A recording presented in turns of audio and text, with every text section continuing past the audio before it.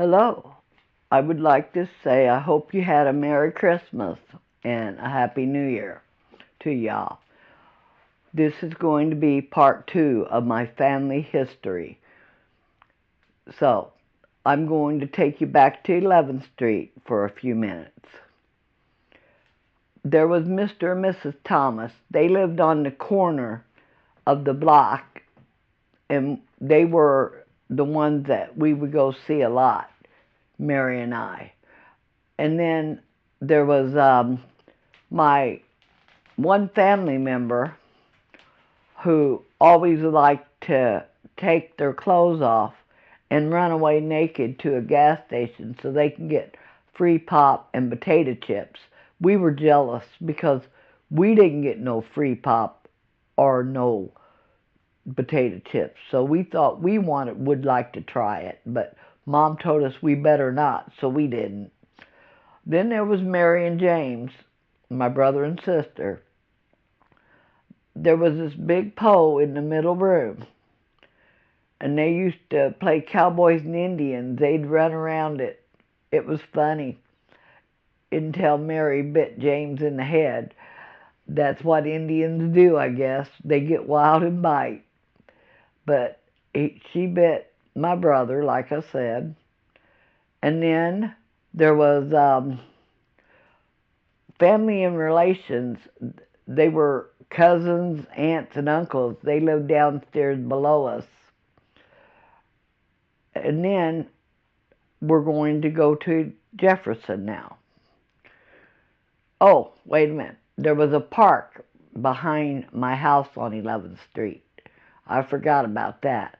I remember swinging one day, and I swung so high, and I flew out of the swing, and some guy caught me. I was just a little bitty thing, and my mom rushed over to the park because, like I said, our house was right there. She was ready to pounce on that guy. She thought he was trying to take me somewhere. And I told Mom that he helped me. He saved me from getting hurt because I fell out of the swing. So then we're going to Jefferson. Now my dad wasn't working for the milk company anymore. He was working for the post office. He was a mail sorter.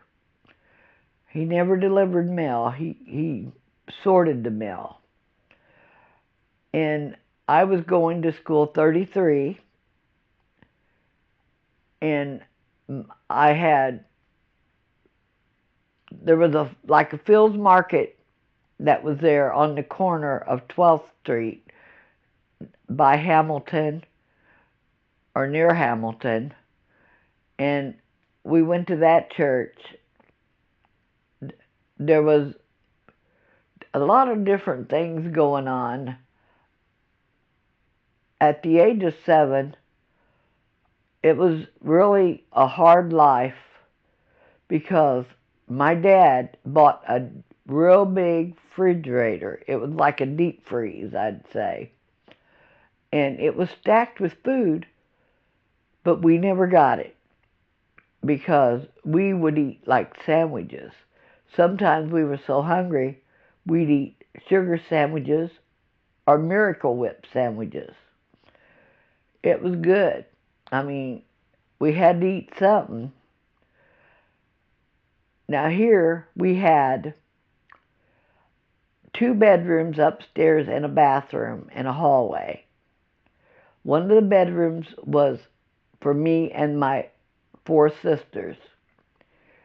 The other bedroom was for my dad and my 2 brothers. And let me tell you about that. That was kind of hard too, because we were always, there was like a rope tied to the door, and it was tied to the banister, and we couldn't get out of our room. We were tied in there, not tied up, like you see children tied up. So it wasn't too bad on us, but it was bad enough. No, I don't think that's going to be right, babe. There was only one bedroom with one bed in our bedroom. So, and then there was two doors on each side. We don't know whether it was an attic or what, but we were always scared at night when we went to bed. And in my brother's room, my two brothers slept in one bed, and my dad, he had his own bed. And then downstairs, there was a front room, a dining room, and a living room. We had 3 big rooms and a kitchen. And then we had a great big backyard. We used to climb the cherry tree all the time. And I would eat cherries out of the cherry tree. I like cherries. I used to climb it all the time, acting like a monkey. And then there was the time that my brother, James, would always go in the dog part of the garage and up and over, and he would take my dad's money and stuff and always take it and sell it. My brother Charles, he was always locked up, so there was hardly no seeing him and things. The Dubeckys, they lived across the street. Then there was Peggy Raleigh, who lived next door. There was a Miss Hamilton down the street. I used to go down there and work for her and play her piano that she had in her front room. I didn't know the little old lady that lived next to her, but I used to help her. I'd go to the store for her all the time. I had a few friends around. They always called us names because my mom burnt trash in the basement all the time. And they said we smelt like dirt all the time. It was pretty bad and sad life I was having. And then my mom ended up pregnant again with my little brother. His name was Eddie Lee. While she was pregnant, my aunt moved in. Aunt Grace Miller. That was James Miller's mother. Sorry. But, yeah, if I sound a little strange, it's because I get nervous being on cam and anything. So I'll let you know that. But I'm trying to do it the best I can. There was the Muses. They lived over there around the corner from us. And we would go see Lola all the time. We called Lola Mom. Lola fed us whenever we'd show up there. It was really a good thing. Let me get a drink.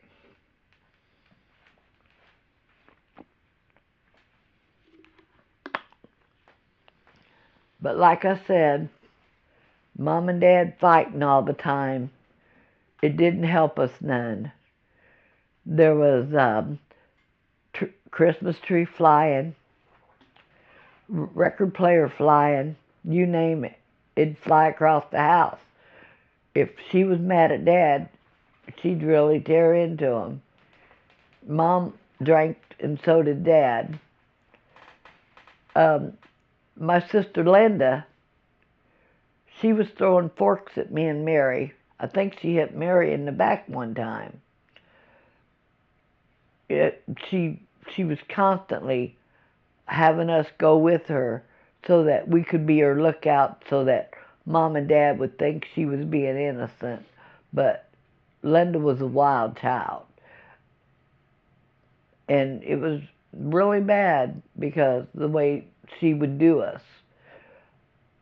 And then there was the time that when Aunt Grace was living with us, we found out the reason she was there is because she was sick and getting ready to die. And then she ended up dying. And shortly, like when my little baby brother Eddie was 4 months old, he died of pneumonia. My dad wouldn't take him to the hospital. It was it was awful. We had some bad times there.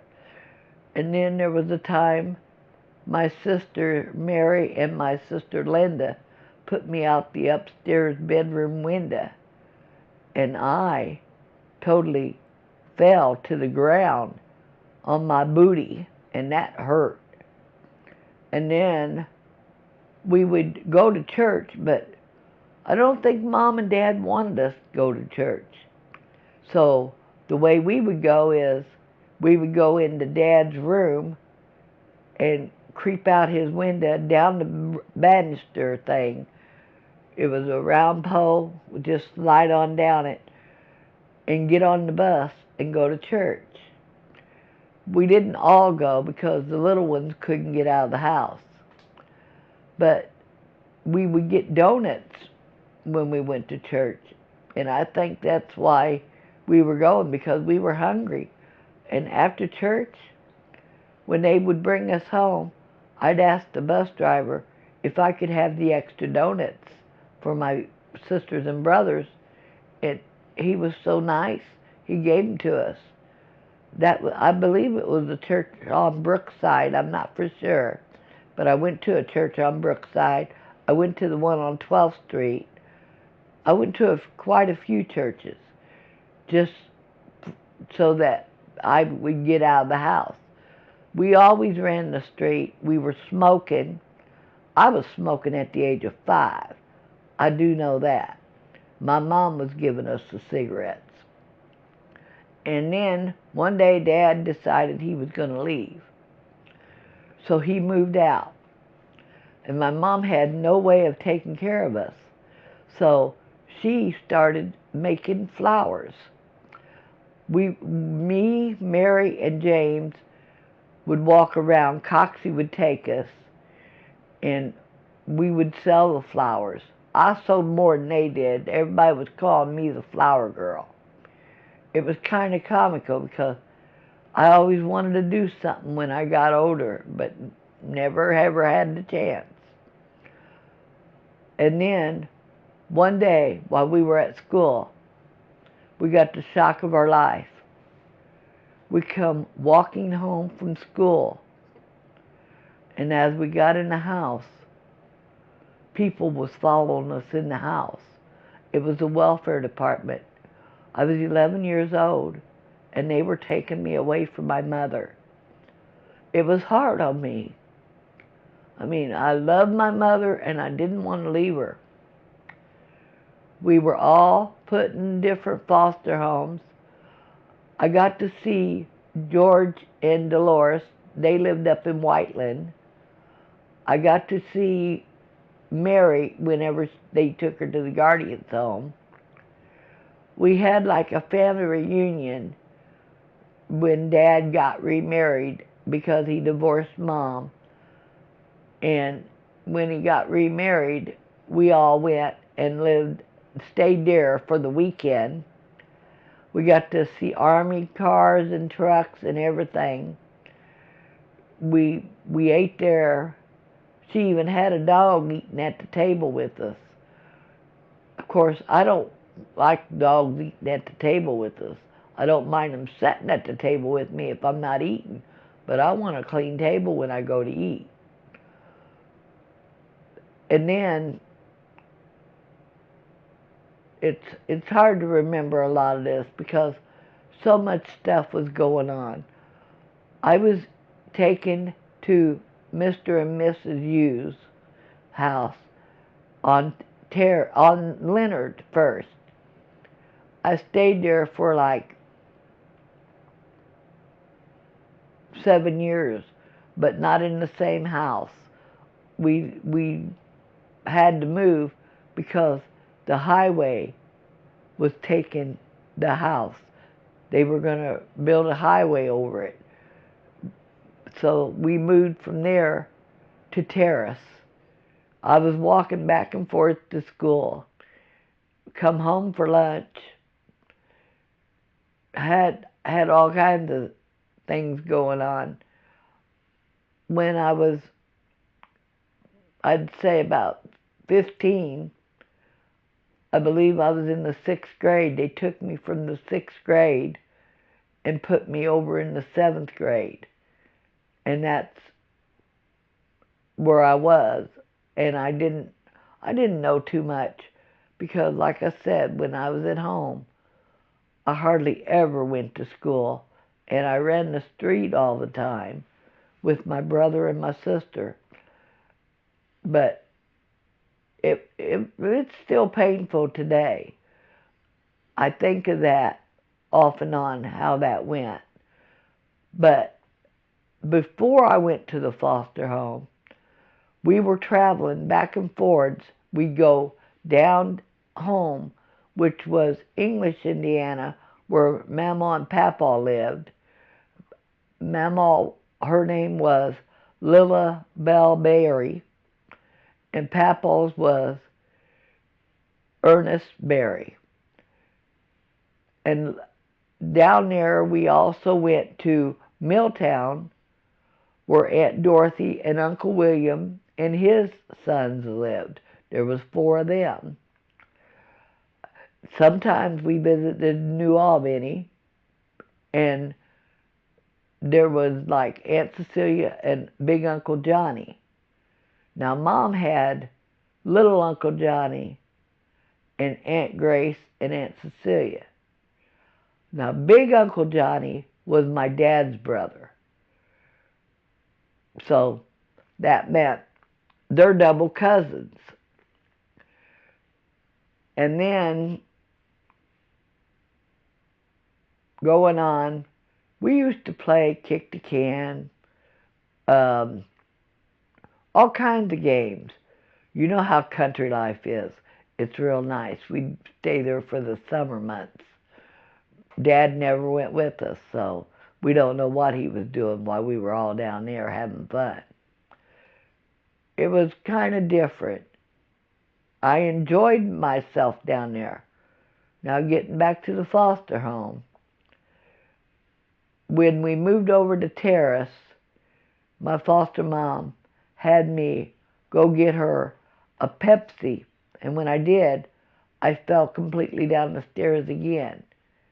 But I didn't get hurt because I was already hurt, because I had been trying to tell about my back, but I knew people wouldn't understand because they didn't when I was little. Nobody ever paid attention, so I didn't want to tell nobody. Now, I wasn't allowed to see Mom, but I was allowed to see my dad. He would come maybe once every 2-3 months.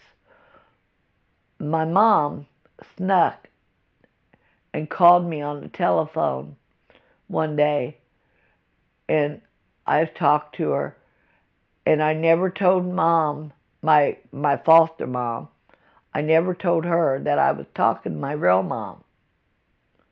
Well, one day when Dad come over, he told me he had some bad news to tell me.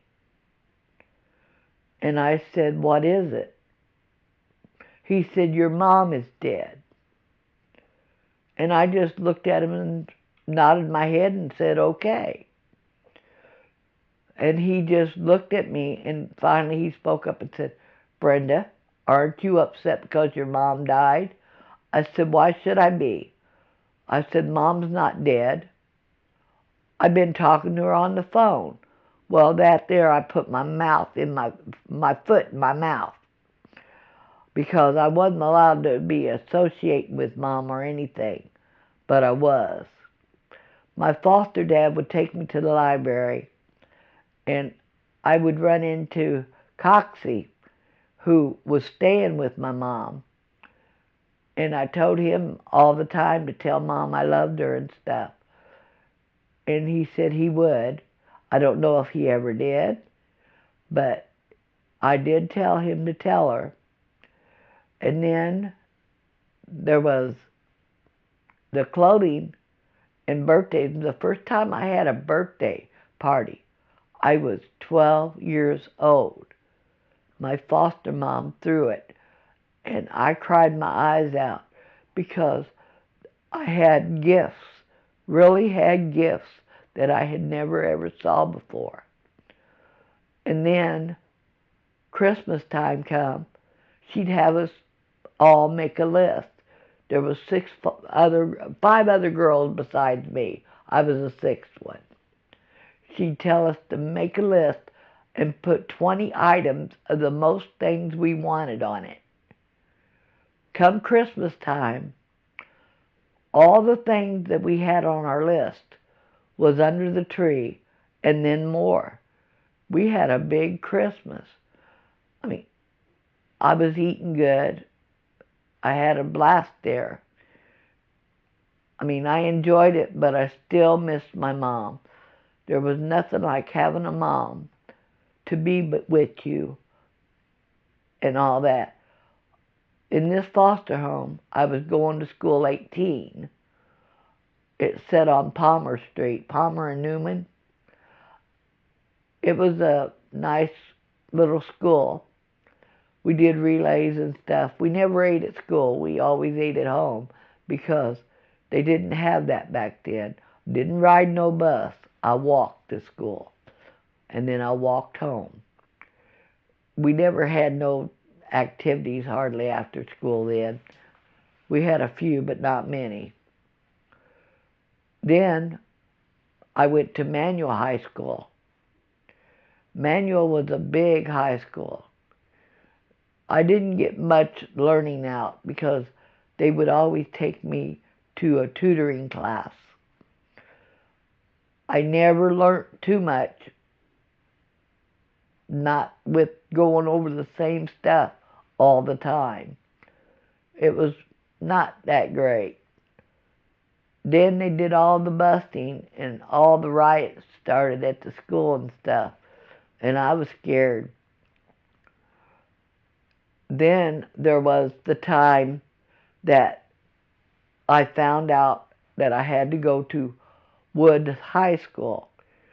So I went to Wood High School my 10th year.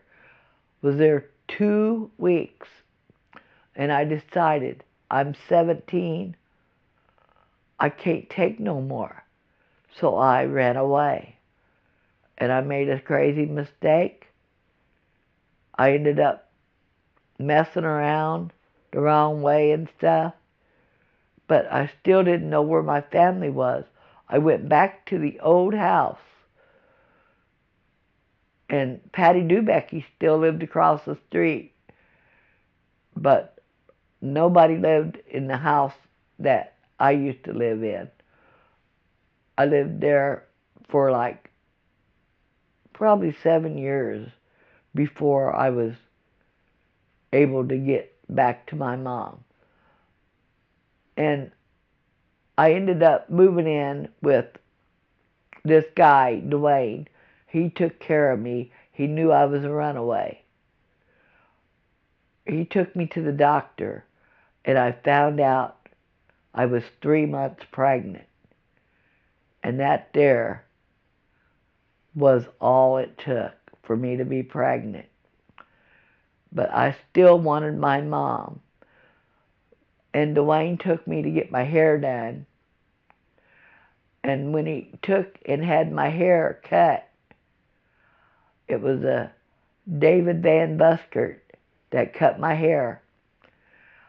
I didn't know the guy at first, but when he called me little one, I knew something was different. So I said, "You know me?" And he says, "Sure I do, little one." He says, "My brother Charles used to go with your sister Linda." I said, "Oh, I remember Charles." I said, "Tell him to come over and I gave him the address to see me. I need to talk to him."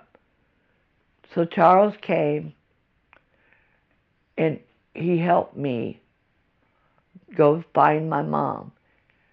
He took me to my mom's, and after I saw my mom, I went back home, and the guy told me he didn't want me no more. He said, now that I found my family, I needed them more than I needed him. So I said, okay. I mean, it hurt, but I still went. I ended up staying with my sister Linda for a few months at a trailer way out on Rockville Road, way out there. And then I went and lived in Lafayette. I lived in a few other places, but then I went and lived with my sister again when she moved to Plainfield. And I said to myself, this is all it takes. So I told her, I said, I need to get out of Indianapolis. So I moved to Coal City, Illinois with my oldest sister, Lily Ann Cole, just so I could have my baby. But they wanted me to give her up. So down there, I signed these papers at the hospital in Chicago saying I would give her up. I had one more paper to sign. The day I went in labor and after I had her, they came in my room with the paper for me to sign. I couldn't sign it. She was part of me, and I wanted to be a mom to her. I made up my mind that I was going to do something with my life. But that's all for now. I will get back with you at another time with the rest.